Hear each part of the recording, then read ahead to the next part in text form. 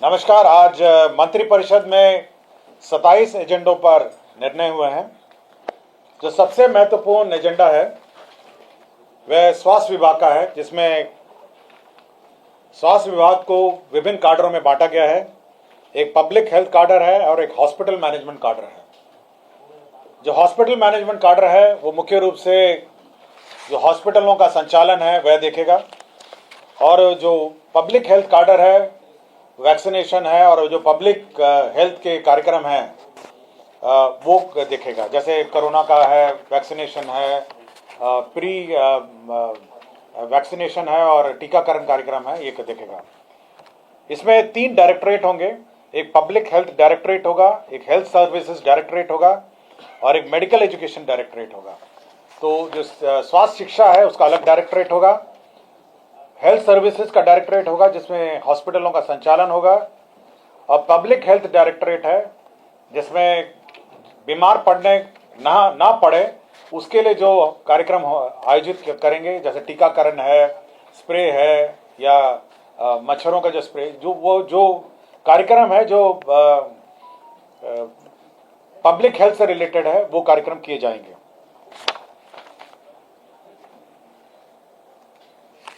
नगर विकास विभाग का जो प्रस्ताव था, केंद्र प्रायोजित अटल नवीकरण शहरी परिवर्तन मिशन है अमृत 2.0।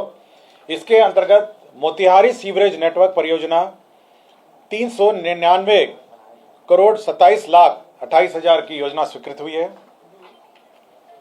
नगर विकास का ही एक प्रस्ताव था, केंद्र प्रायोजित अटल नवीकरण और शहरी परिवर्तन मिशन अमृत 2.0। इसके अंतर्गत बक्सर जल आपूर्ति परियोजना, इसकी कुल राशि 156 करोड़ 1,32,000 रुपए है।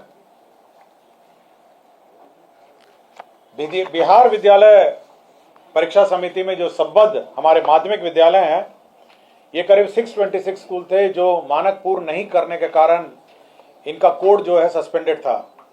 तो राज्य सरकार ने मोहलत देते हुए 1 साल और इसको एक्सटेंड करने का निर्णय लिया है। 626 माध्यमिक विद्यालय हैं जो 31/3/2026 तक ये कोड अब एक्टिवेट हो जाएगा और इसी बीच उनको अपने मानक को पूर्ण करना होगा।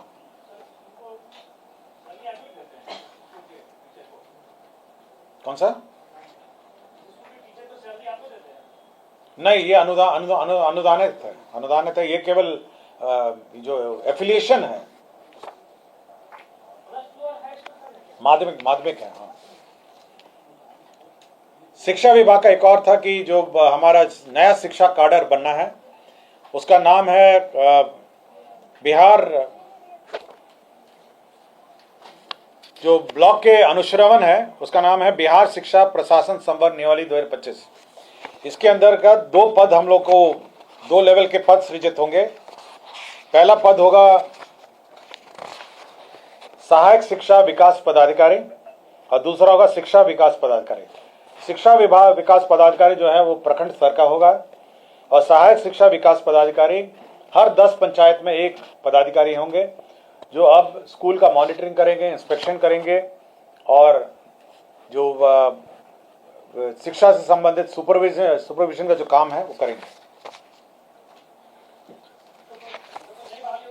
ये नई बहाली होगी, न्यू रिक्रूटमेंट है, एक प्रखंड स्तर पर है और हर 10 पंचायत पे 1 ऑफिसर की बहाली होगी और यही लोग उसका वहाँ का सुपरविजन करेंगे, ब्लॉक के जो स्कूल्स का इंस्पेक्शन करेंगे। उद्योग विभाग में औद्योगिक निवेश प्रोत्साहन नीति जो 2016-2025 तक एक्सटेंडेड थी, वो अगली नीति जब तक नहीं आएगी तब तक के लिए एक्सटेंड कर दिया गया है।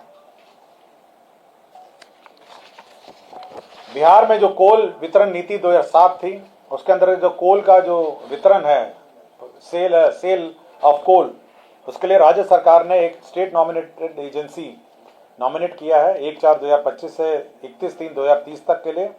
ये Bihar state mining corporation limited जो है ये एजेंसी नामित की गई है। राज्य में जो बिहार मंत्री वेतन एवं भत्ता समय समय पर यथा संशोधन नियमावली 2006 का संशोधन है। ये ऑनरेबल मिनिस्टर्स जो कैबिनेट मिनिस्टर्स थे उनका वेतन हम लोगों ने संशोधन किया है, लेकिन बाकी जो दर्जा प्राप्त है जिसमें सचेतक हैं, उप सचेतक हैं, जिसमें राज्य मंत्री और उप मंत्री हैं, उनका हम लोगों ने इंक्रीज नहीं किया था। तो अब उनका हम लोगों ने वेतन इंक्रीज कर दिया है। वर्तमान में जो प्रतिमाह इनका था 24,000 से बढ़ा के 29,500 और उप मंत्री का 23,500 से बढ़ा के 29,000 हम लोगों ने बढ़ा दिया है। बाकी बच्चों के डिटेल हम लोग आपको जानकारी दे देंगे। उर्दू निदेशालय में जो सहायक उर्दू अनुवादक हैं, हाल ही में कार्यक्रम में माननीय मुख्यमंत्री जी की घोषणा थी कि जितने सहायक उर्दू अनुवादक हैं उनका पद को डबल कर दिया जाए। तो 1,653 पद पूर्व में सृजित थे, इसको बढ़ा के 3,306 पद हैं। यह जिला स्तर पर है, अनुमंडल स्तर पर, प्रखंड स्तर पर है, अंचल स्तर पर है और साथ ही साथ करीब 220 थानों में भी अब इनकी प्रतिनियुक्ति की जाएगी, जहां पर ये उर्दू अनुवादक अपना उर्दू अनुवादक का काम करेंगे। स्वास्थ्य विभाग का 50 शैय्या युक्त आयुष अस्पताल नवाब मंजिल पटना के संचालन हेतु आयुष मंत्रालय भारत सरकार नई दिल्ली के दिशा निर्देश के आलोक में 36 पदों का सृजन किया गया है। बिहार कर्मचारी चयन आयोग में डेटा एंट्री ऑपरेटर पे लेवल 4 के कुल 29 पद एवं कार्यालय प्रचारी पे लेवल 1 के कुल 6 पद अर्थात कुल 35 पदों का सृजन किया गया है। मद्य निषेध उत्पाद एवं निबंधन विभाग के अंतर्गत 6 जिलों यथा रोहतास, सासाराम, औरंगाबाद, पश्चिम चंपारण, बेतिया, बेगूसराय, किशनगंज एवं गोपालगंज में स्थायी रूप से एक एक नया उत्पाद रसायन प्रयोगशाला खोले जाने एवं 48 पदों की स्वीकृति दी गई है।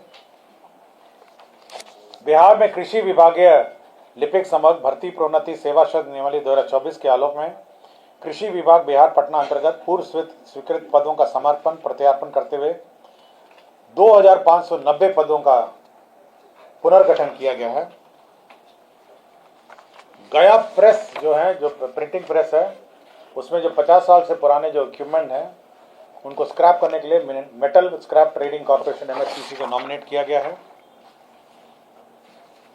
बिहार में जो कंटिजेंसी फंड है, बिहार कंटिजेंसी फंड है, एक्ट के अनुसार वो 350 करोड़ का उसमें प्रावधान किया गया है और सरकार चाहे तो उसको इंक्रीज कर सकती है। अब बिहार कंटिजेंसी फंड को इंक्रीज करते हुए 10,000 करोड़ कर दिया जाए, BCF जिसको कहते हैं।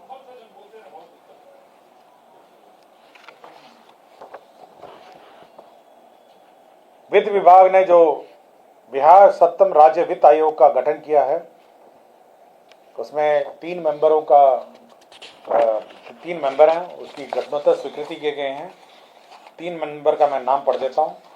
इसमें श्री अशोक कुमार चौधरी जी हैं, सेवानिवृत्त भप्र से ये अध्यक्ष हैं। श्री अनिल कुमार सेवानिवृत्त बिहार प्रशासनिक सेवा ये सदस्य हैं।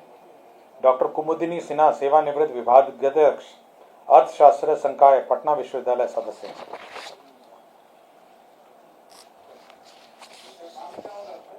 ये फाइनेंस कमीशन है, स्टेट फाइनेंस कमीशन, जो स्टेट के रिसोर्सेज हैं उसका बंटवारा between state government and the local bodies, उसका बंटवारा करती है। स्वास्थ्य विभाग का ये प्रस्ताव था। बिहार दंत शिक्षा सेवा ट्यूटर सहित संवर्ग नियमावली 2025 को स्वीकृति दी गई है। बिहार औषधि नियंत्रण प्रयोगशाला तकनीकी कर्मी संवर्ग संशोधन नियमावली 2025 की स्वीकृति दी गई है। ये रेवेन्यू द्वारा संचालित सभी 927 राजस्व न्यायालयों में का आधुनिकीकरण वीडियो कॉन्फ्रेंसिंग लागू करने के लिए 38 करोड़ 12 लाख 10,000 रुपये स्वीकृत हुए। सभी रेवेन्यू कोर्ट्स में अब वीडियो कॉन्फ्रेंसिंग की व्यवस्था है। ये मुजफ्फरपुर में ESIC अस्पताल के लिए 5.07 एकड़ का लैंड सशुल्क ट्रांसफर किया गया है। नवादा जिले में पकड़ी बरावा अंचल में 132/33 kVA ग्रिड उपकेंद्र के लिए जमीन का transfer Bihar state transmission company limited को ट्रांसफर किया गया है। पटना में गुरु गोविंद सिंह सदर अस्पताल पटना के परिसर में दक्षिण पूर्वी में हिस्से में 11.9 डेसिमल भूखंड का उपयोग आम रास्ता के रूप में किया जाएगा। यह रास्ता अवरुद्ध हो गया था इस अस्पताल के निर्माण के कारण, अब इसमें आम रास्ता का भी निर्माण किया जाएगा।